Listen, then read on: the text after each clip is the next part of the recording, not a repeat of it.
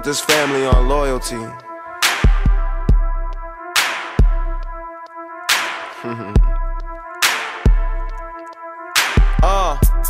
Count another grip, smoke another.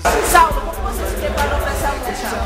Eu preparei muito forte, todo dia, sábado e domingo, sem folga, pra estar aqui e dar um show aí no evento. O que você achou da luta?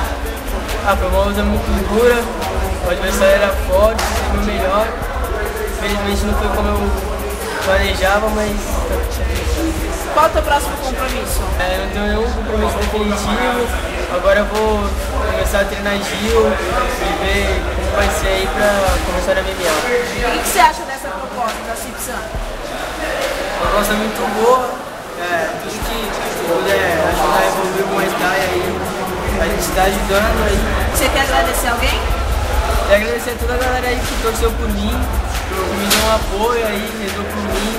E é isso aí, valeu. Parabéns, Stack Saulo. of cheese to my bread, right? Smoking trees to my head, right? Did it all of my